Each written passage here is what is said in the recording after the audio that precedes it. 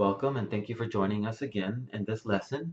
We're going to teach you how to download photos and videos from your camera into Photoshop Elements.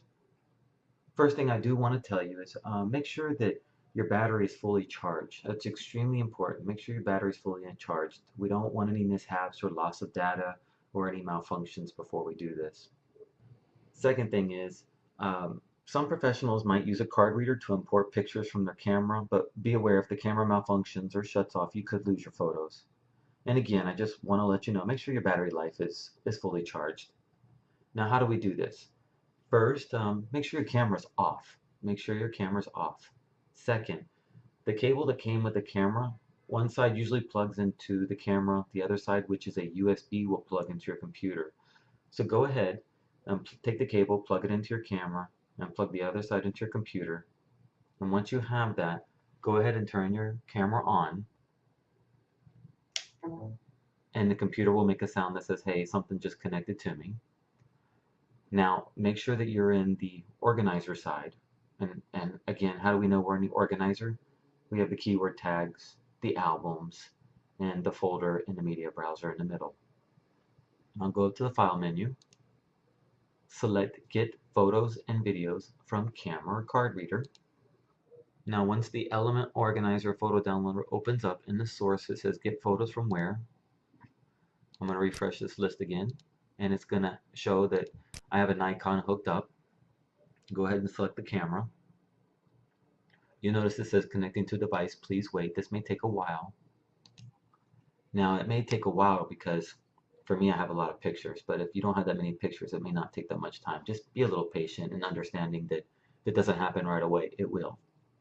When it does happen, this will change into all the photos it'll start downloading, and this will display the first photo in the camera.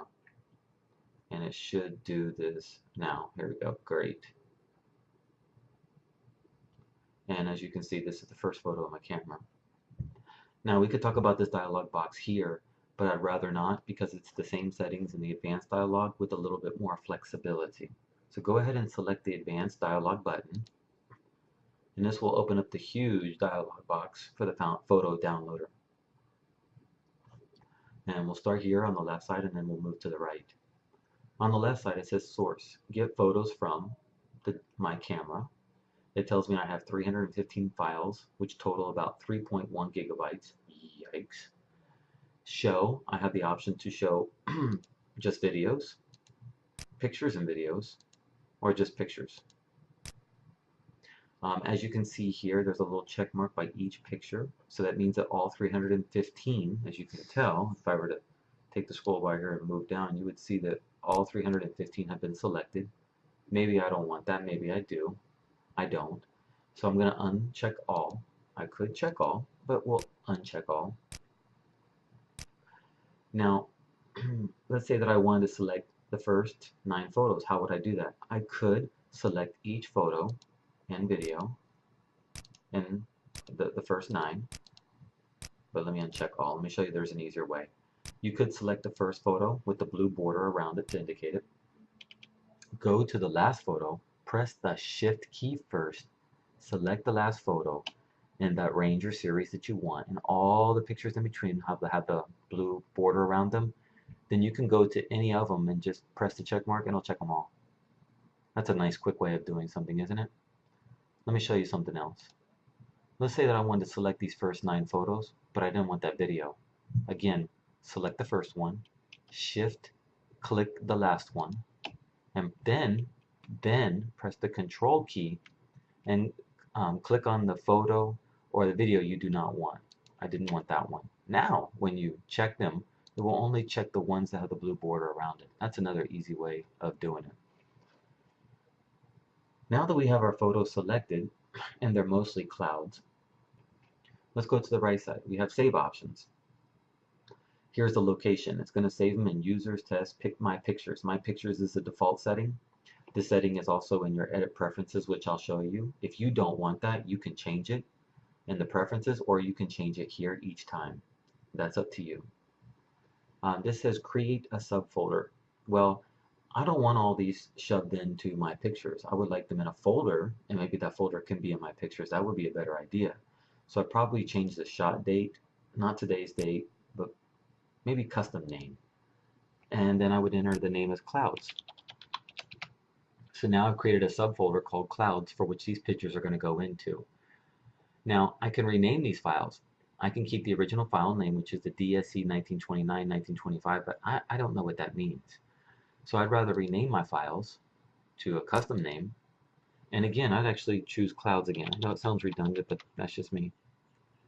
And the series, I'd rather the series start with a 001 because it told me I have 315 pictures. So I like to have, when I look at my photos, to make it look more organized by 001, 002 up to 315 instead of going 1, 2, and then 100. It looks better this way to me.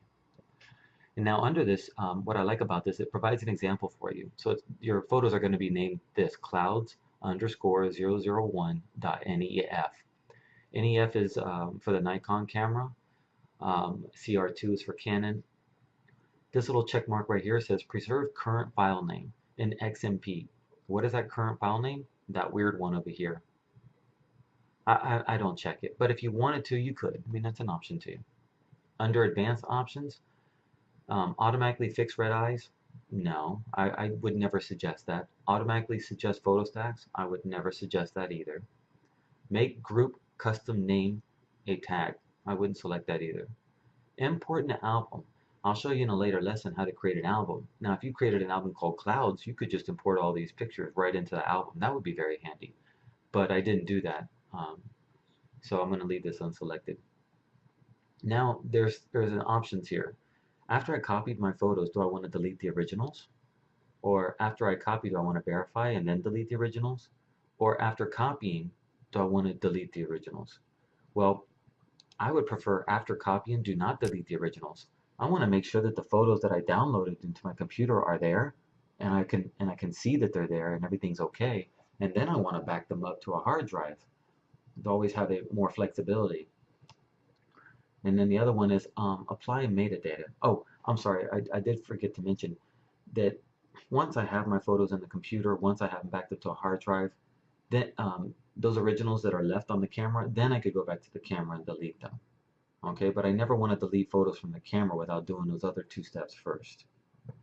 Now, you can apply metadata. You can select none, which is no metadata, or you can select basic, which is the creator. Which is me, Chris. I'm the creator of these photos, and I can put a copyright information.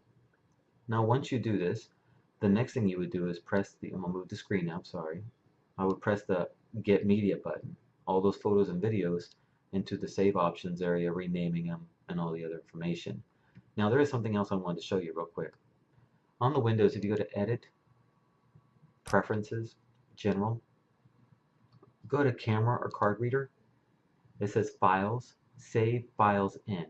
If I were to change this location, it would keep that location as the one location that all your photos would be downloaded to. So you wouldn't have to select the place each time if you didn't want my pictures to be the default. Okay, that's something else I just wanted to let you know. Press cancel. Now in the next lesson, I'm going to show you how to get photos from a scanner.